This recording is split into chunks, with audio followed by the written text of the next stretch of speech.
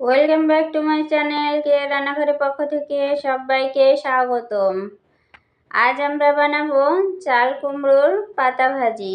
আপনারা তো আলু ভাজি, ডিম ভাজি, বেগুন ভাজি সবাই খেয়েছেন। চাল কুমড়োর পাতা ভাজি কেউ কি খেয়েছেন?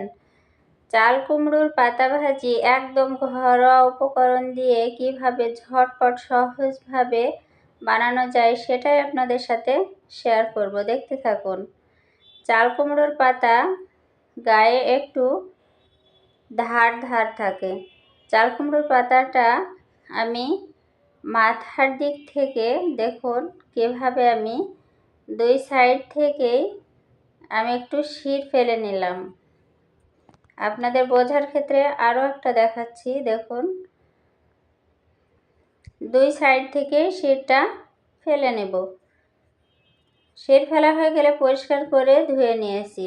এদিকে আমি একটা পাতিলে 4 টেবিল চামচ বেসন নিয়েছি।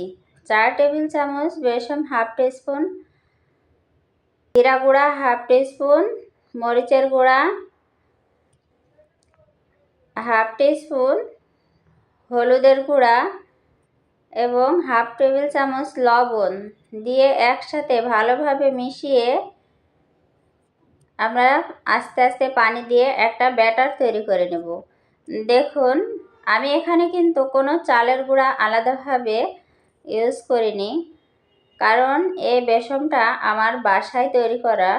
আমি এখানে নিজে বাসায়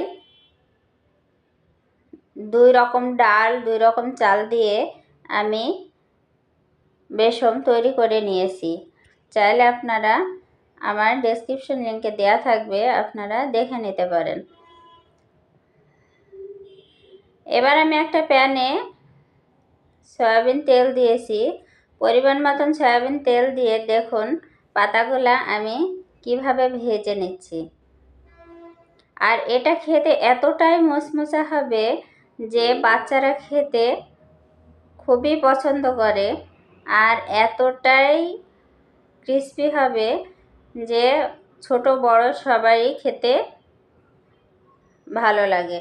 এটা আপনারা গরম ভাতের সাথে অনায়াসে সুন্দরভাবে 1 প্লেট ভাত খেয়ে নিতে পারেন।